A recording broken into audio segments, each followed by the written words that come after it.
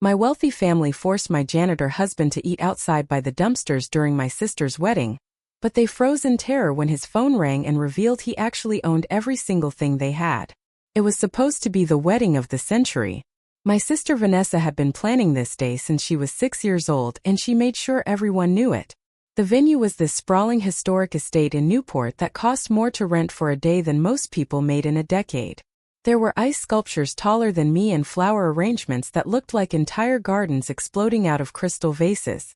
It was beautiful and it was expensive, and it was exactly the kind of place where my husband Mark and I did not belong.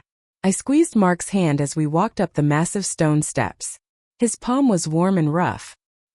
He was wearing his only suit. It was a charcoal gray one we bought off the rack at a department store 3 years ago. It was clean and pressed, but the fabric had that slight shine of cheap polyester, and the sleeves were just a tiny bit too short for his long arms. Compared to the sea of custom Italian wool and silk surrounding us, he stuck out like a sore thumb. "You look great," I whispered to him, trying to fix his tie, which was listing slightly to the left. "Don't let them get to you, okay?" Mark just smiled, that slow, easy smile of his. He never got angry. He never snapped. He was just steady, like a rock. "I ain't worried about them, Sarah," he said softly. "I am just here to be with you. You look beautiful." I felt a lump form in my throat. I was wearing a dress I found on sale, and while I thought it was pretty, I knew exactly what my family would say about it. They would say it looked cheap. They would say it looked desperate. We reached the top of the stairs where the guest list was being checked. My mother was standing there looking like a queen in a silver gown that probably cost $50,000. When she saw us, her smile didn't just drop, it vanished completely. It was like a light switch had been flipped off. "Sarah," she said. Her tone was ice cold. "And Mark, I see you actually came." "Hi, Mom," I said, trying to keep my voice steady. "Vanessa invited us." My mother let out a short, sharp laugh. "She invited you because she had to, Sarah. It is bad luck to exclude family, even the embarrassing parts of it." She looked Mark up and down with a look of pure disgust. "Is that really what you wore?" she asked him. "You look like you are about to ask people if they want fries with that." "This is a black tie event, Mark. That implies you own a tie made of silk, not whatever synthetic nightmare that is." Mark didn't flinch. He didn't look down at his shoes. He just held her gaze with a calm expression that seemed to infuriate her even more. "It is the best I have, Mrs. Sterling," he said. "I cleaned it up nice for the occasion." My mother scoffed. "Cleaned it up? Of course you did. That is what you do, isn't it? You clean things up. You take out the trash." "Speaking of trash, we need to discuss the seating arrangements." My stomach dropped. I knew this was coming. I had been dreading this moment for months. "What do you mean, Mom?" I asked. "Well, we obviously could not seat you in the main ballroom," my mother said, as if she was explaining something simple to a toddler. "The governor is sitting at table 3.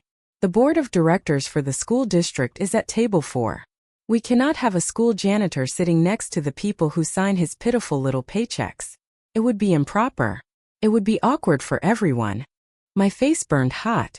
Mark worked as the head custodian at the prestigious private academy where my father was the chairman of the board. My family treated him like he was invisible when he was working and like a stain on their reputation when he was not. "So where are we sitting?" I asked. My voice was trembling. My mother gestured vaguely toward the side of the building. "We set up a lovely little table on the side terrace. It is private. You will be more comfortable there with your own kind." "My own kind?" The words hung in the air like poison. "Come on, Sarah," Mark said, gently pulling on my arm. "It is fine. Let's just go." I wanted to scream. I wanted to grab a glass of champagne and throw it in my mother's face. But I didn't. I let Mark lead me away because I didn't want to ruin Vanessa's day, even though they were ruining mine. We walked through the opulent ballroom.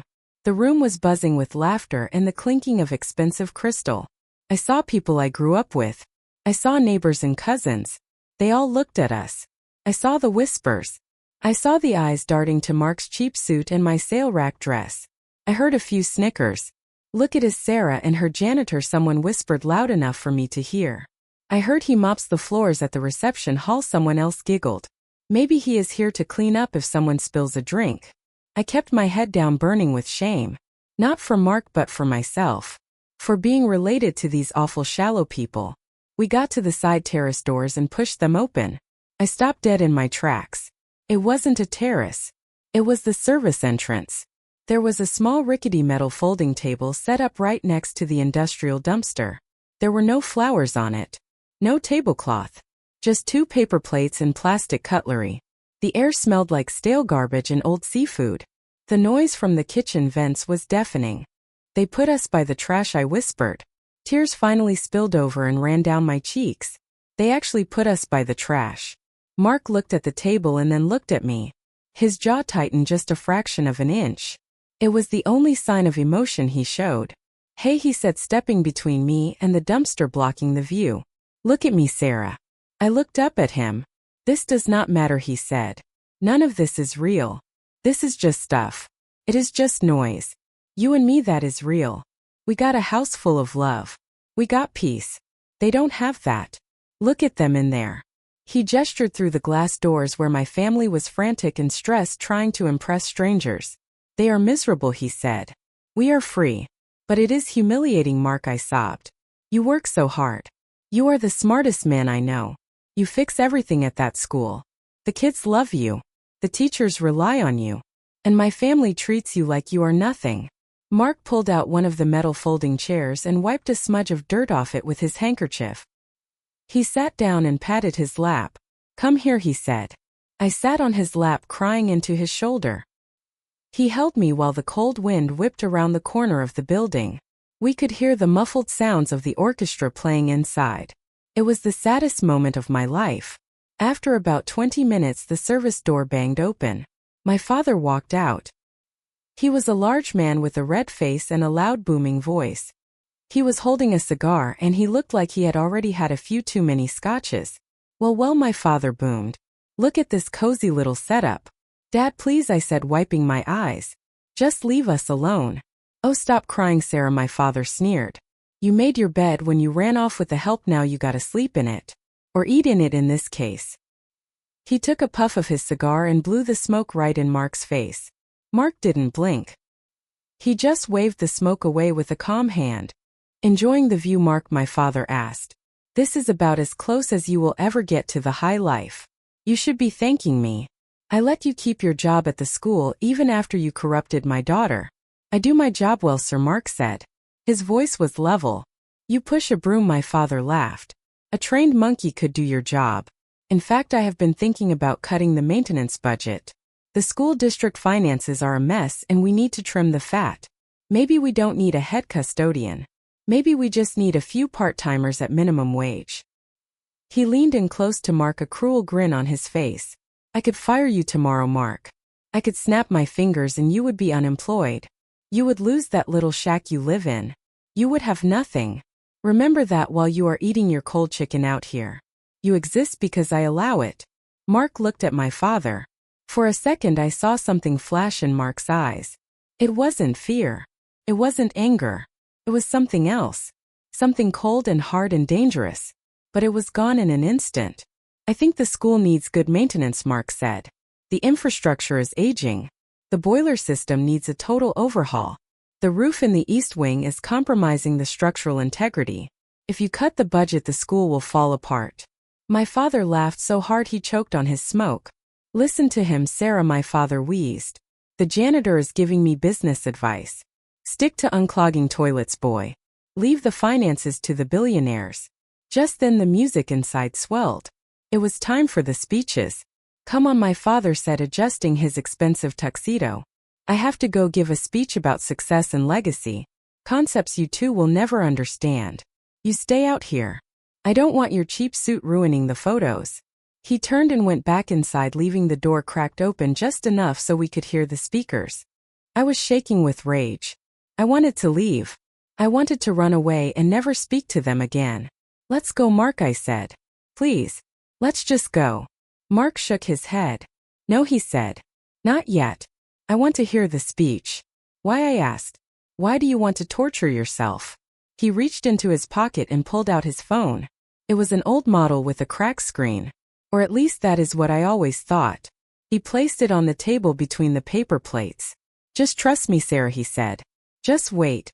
Inside the ballroom, the best man finished his speech and then the MC announced my father. Ladies and gentlemen, please welcome the father of the bride and the chairman of the board for the St. Jude Academy District, Mr. Richard Sterling. Thunderous applause. I watched through the glass as my father walked to the microphone, soaking up the adoration. He loved this. He loved the power. Thank you everyone, my father said, his voice amplified by the expensive sound system. He launched into a speech that was mostly about himself. He talked about how much the wedding cost. He talked about his business deals. And then he started talking about the school.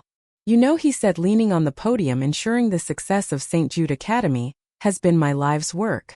We are facing some hard times financially, but as chairman I am willing to make the tough decisions. I am willing to cut the dead weight to keep our legacy alive. He glanced toward the window where he knew we were sitting. It was a direct jab at Mark. We need to focus on wealth, on power, on the people who actually matter, he continued. We cannot let the bottom feeders drag us down. Suddenly a loud electronic trilling sound cut through the air. It was coming from the table. It was Mark's phone. It wasn't a normal ringtone. It was a sharp, urgent alert sound. The kind that demands attention. Mark looked at the phone. The screen was lighting up. You gonna answer that, I asked. Mark picked up the phone. But he didn't put it to his ear. He pressed a button and put it on speaker. He stood up. He buttoned his cheap jacket. Mark, what are you doing? I hissed. He walked over to the glass doors. My father was still talking, but the sound of the ringtone had distracted people near the windows. They were looking out at us. My father stopped his speech. He looked annoyed. Someone tell the help to turn off their phone, my father boomed into the microphone. Mark pushed the doors open. The cold wind from outside rushed into the warm ballroom. He didn't stop. He walked right onto the edge of the dance floor. The phone was still in his hand, loud and clear. My father looked furious. What do you think you are doing? He yelled. Get back outside. Mark held up a hand. Silence. He didn't shout. He didn't have to. The look on his face had changed completely. The humble, quiet janitor was gone. In his place was a man who stood with the posture of a general. Hello, Mark said to the phone. A voice came over the speakerphone. It was crisp, clear, and very British. It was loud enough for the first few tables to hear. Mr. Blackwood, the voice said. We have completed the acquisition. The transfer is finalized. Mark nodded. And the board? We have acquired a controlling interest in the entire district, the voice said. 51% of the voting shares have been purchased through the Shell Corporation as you directed. You are now the majority owner of the St. Jude Academy District and all its subsidiary assets. The room went deadly silent. You could hear a pin drop. My father laughed nervously. What is this? Is this a prank? Who is Mr. Blackwood? Mark ignored him. And the financial audit? Mark asked the phone. Complete, sir, the voice replied. We found the discrepancies you suspected. Richard Sterling has been embezzling funds from the maintenance budget for 5 years to pay for personal expenses, including apparently this wedding. A collective gasp went through the room. My mother dropped her champagne glass. It shattered on the floor, but nobody looked at it. My father's face went from red to white in a second. That is a lie, he shouted. This is a setup. Who are you talking to? Mark finally looked at my father. But he didn't look like a janitor anymore. He looked like a predator looking at prey. He is talking to my chief financial officer, Richard, Mark said. His voice was different too. It wasn't soft anymore. It was deep and commanding. You think I am a janitor because I like to fix things, Mark said, stepping closer to the head table. I like to work with my hands. It keeps me grounded. It helps me think. But you never asked where I came from. You never asked what I did before I picked up a mop. He looked around the room, making eye contact with the people who had laughed at him earlier. I founded Cobalt Technologies 10 years ago, Mark said. I sold it for $4 billion. I retired at 30. I took the job at the school because I wanted to help the community and honestly because I was bored. I stayed because I met Sarah. He turned to me and smiled. It was the only warmth in the room. But I have been watching you, Richard, Mark said, turning back to my father. I watched you cut the art program. I watched you deny raises to the teachers. I watched you treat the staff like dirt. And I watched you steal money to buy fancy cars and throw parties like this while the school roof was leaking. You are lying, my father screamed, but his voice cracked. Security. Get him out of here. Nobody moved. The security guards were looking at Mark with wide eyes. They knew who Cobalt Technologies was. Everyone did. I bought the bank that holds your mortgage this morning, Mark said calmly. I bought the leasing company that owns your car. And as of 30 seconds ago, I own the venue we are standing in right now. He tapped the phone. I think it is time for you to leave my property, Richard. My mother stood up trembling. Sarah, tell him to stop. This is insane. He is the janitor. No, Mom, I said, stepping up beside Mark. I felt a surge of pride so strong it almost knocked me over. I took Mark's hand. He isn't the janitor. He is the man who just bought your life. Mark looked at the phone again. Execute the termination clause, he said to the speaker. Done, sir, the British voice said. Mr. Sterling is effectively removed from the board immediately. We have also contacted the authorities regarding the embezzlement. They should be arriving at the main gate shortly. My father collapsed into his chair. He looked like a balloon that had lost all its air. The guests were whispering frantically. Some were already standing up, grabbing their purses, trying to distance themselves from the blast radius. Mark looked at the crowd. I apologize for the interruption, he said, his voice smooth and powerful. Please enjoy the food. I paid for it anyway since Richard used stolen money. But the wedding party is over. He turned to my sister Vanessa, who was sitting at the head table looking horrified. Her perfect day was in ruins. Vanessa, Mark said. You laughed when my wife bought a dress on sale. You made her cry because she couldn't afford a $10,000 table setting. Vanessa opened her mouth but nothing came out. I am setting up a scholarship fund in Sarah's name, Mark said. It will replace the board member's salary. It will go to kids who actually need it. Mark turned to me. Ready to go, honey, he asked. I think there is a burger place down the road. I am starving and I don't really want to eat by the dumpster. I looked at my family. My father was broken.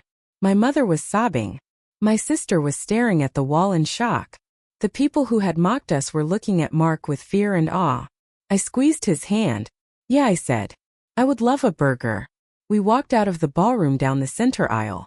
This time nobody whispered. Nobody laughed. As we reached the big double doors, the police siren started wailing in the distance, getting closer and closer. Mark didn't look back. He just opened the door for me, and we walked out into the night, leaving the wreckage of their vanity behind us. The valet saw us coming. He looked confused seeing us leave so early, but he saw the way Mark was walking. He saw the confidence. Car, sir, the valet asked. Mark laughed. Nah. We are taking the truck. But do me a favor. Yes, sir. When the police get here, point them toward the head table. We got in our beat-up old truck. Mark started the engine and it rumbled to life. He looked over at me and grinned.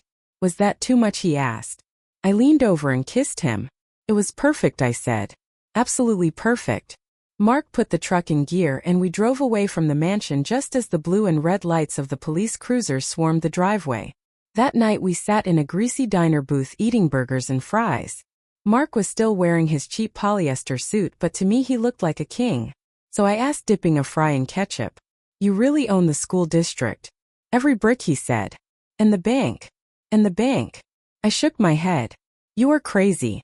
I am crazy about you, he said. We ate in silence for a few minutes, just enjoying the peace. But I knew this wasn't really the end. My family wouldn't go down without a fight. They were snakes and snakes bite when they are cornered. As if on cue, Mark's phone rang again. He looked at the screen and his expression darkened. Who is it, I asked. It is your sister, he said. He answered and put it on speaker. Mark, Vanessa screamed, her voice hysterical. You have to stop this. Dad is being arrested. They are taking him away in handcuffs. You have to fix this. You are the janitor, you fix things. Mark took a bite of his burger and chewed slowly. I only fix things that are worth saving, Vanessa, he said coldly. He hung up and turned the phone off. But as I looked out the window of the diner, I saw a black sedan pull up across the street. The windows were tinted, but I could feel eyes watching us. Mark saw it too. It is starting, he said quietly. What is starting, I asked, feeling a chill run down my spine. The real cleanup, he said. Your father was just the beginning, Sarah. There are people above him. People who helped him steal that money. And they aren't going to be happy that I just exposed their operation. He reached across the table and took my hand. Are you ready for this, he asked. I looked at the black sedan and then back at my husband. The billionaire janitor. I am with you, I said. No matter what. Mark nodded. Good.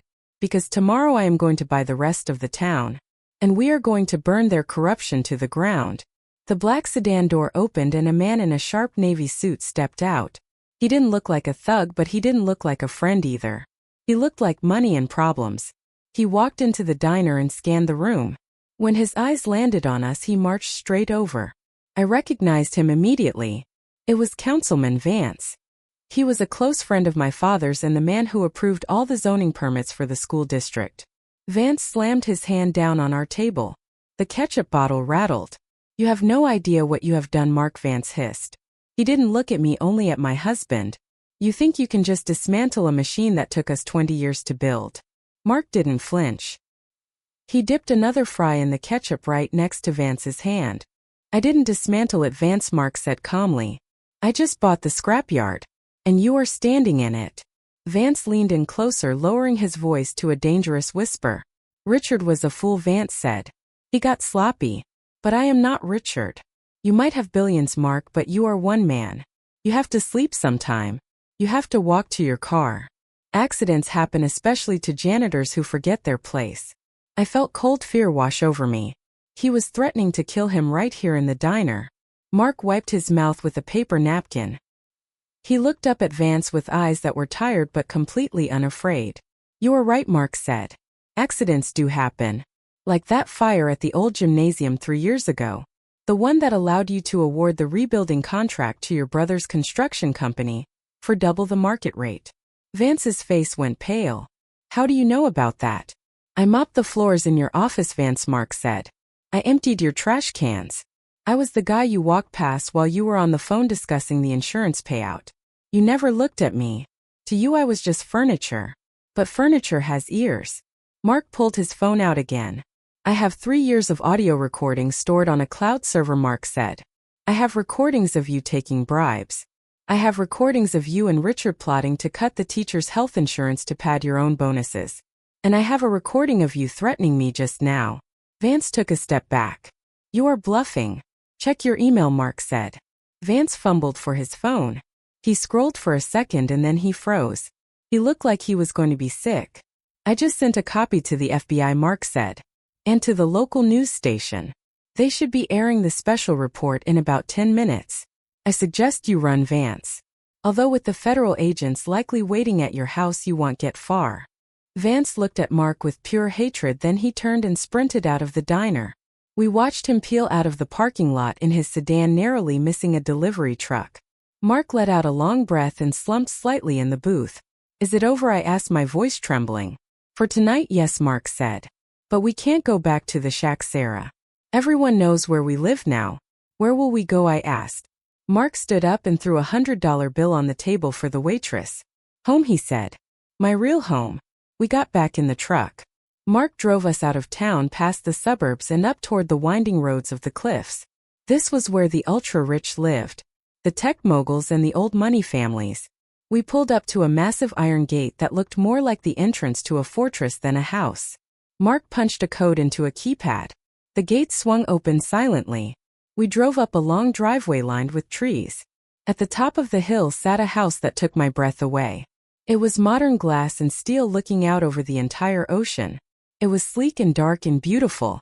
You own this? I asked, staring up at the structure. I built it, Mark said. I bought the land 5 years ago under a trust. I come here when you are at work to manage the business. I wanted to show you so many times, Sarah. I almost broke and told you 100 times. Why didn't you? I asked. Mark turned off the truck. The silence of the night wrapped around us. Because of what happened tonight, Mark said. My money makes people crazy. It makes them greedy. It makes them cruel. When I met you, I was just a guy helping you fix a flat tire in the rain. You didn't know who I was. You liked me for me. I needed to know that was real. I needed to know that if I lost every dime, you would still look at me the way you are looking at me right now. I reached across the console and touched his face. I would love you if we lived in a cardboard box, Mark, I said. But I have to admit this is a pretty nice upgrade from the shack. He laughed. Come on. Let's go inside. The inside was like a spaceship. Everything was voice activated. The view of the city lights below was incredible. But the strangest thing was walking into the master bedroom and seeing Mark's janitor uniform hanging in the closet next to rows of Italian suits. He saw me looking at it. "I'm keeping it," he said. "Why?" I asked. "To remember," Mark said. "To remember how they treated me. To remember that character matters more than status. That uniform taught me more about people than business school ever did." The next morning the sun woke me up streaming through the floor-to-ceiling windows. For a second I panicked thinking I was late for my shift at the bakery. Then I remembered. My husband owned the town. Mark was already up. He was standing on the balcony wearing a crisp white shirt and dark trousers. He looked like a billionaire now. The transformation was complete. "Get dressed," he said, handing me a cup of coffee. "We have one last stop to make."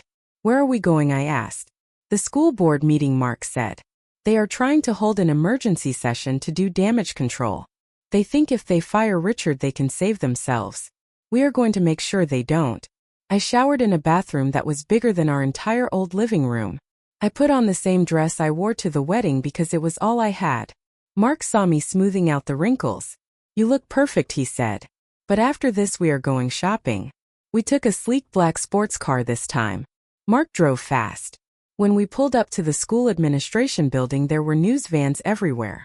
Reporters were swarming the steps. When they saw Mark get out of the car the crowd went wild. Cameras flashed like lightning.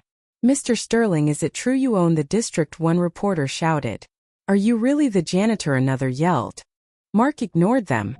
He took my hand and cleared a path through the crowd like Moses parting the Red Sea. We walked straight into the boardroom. The room was full. The remaining board members were sitting around the long mahogany table looking terrified. My mother was there too, sitting in the corner wearing dark sunglasses and crying.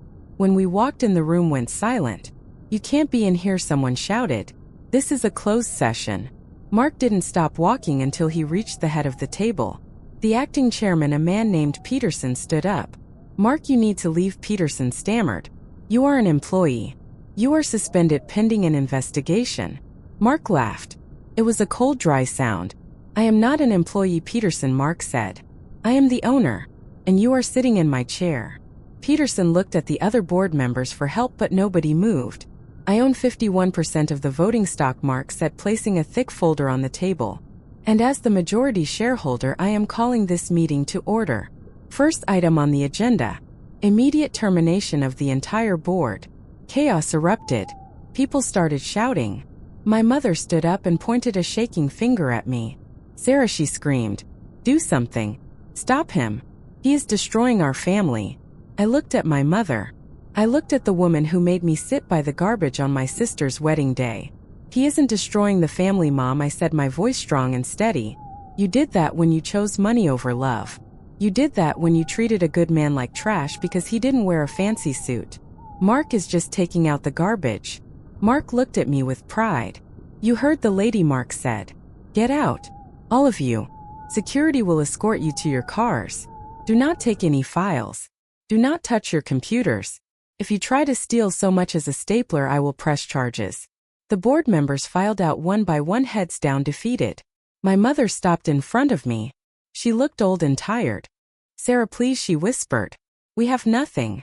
Your father is in jail. The assets are frozen. Where will we go?" "I don't know, Mom," I said. "But maybe you can find a nice janitorial job. I hear they are hiring." She gasped and ran out of the room sobbing. Mark and I were left alone in the boardroom. The silence was heavy, but it was a good kind of heavy. It was the weight of justice. Mark walked over to the window and looked out at the school campus below. Students were walking to class. Teachers were greeting them. The school was still running. "So what now, Mr. Sterling?" I asked, walking up behind him. "What does a billionaire janitor do when he has cleaned up the whole town?" Mark turned around and wrapped his arms around my waist. "Now," Mark said, "we build. We fix the roof. We pay the teachers what they deserve. We make this school a place where no kid ever feels like they don't belong just because they are poor." He paused and looked me in the eyes. "And maybe we take a vacation," he added. "I hear Fiji is nice this time of year. And I promise we won't have to eat by the dumpsters." I laughed and buried my face in his chest. "I love you, Mark," I whispered. "I love you too, Sarah," he said. We walked out of the school building hand in hand. The reporters were still shouting questions, but we didn't answer. We didn't have to explain ourselves to anyone anymore. As we got into the car, I looked back at the school one last time. I saw a new janitor pushing a cart across the courtyard. Mark saw him too. He rolled down the window and waved. The janitor looked confused for a second, then he waved back. Mark rolled the window up and smiled. "He's doing a good job," Mark said. "I should give him a raise." We drove off into the bright morning sun, leaving the shadows of the past behind us. We had won. Not just the money or the power, but something much more important. We had kept our souls in a world that tried to buy them. And that was the richest feeling in the world.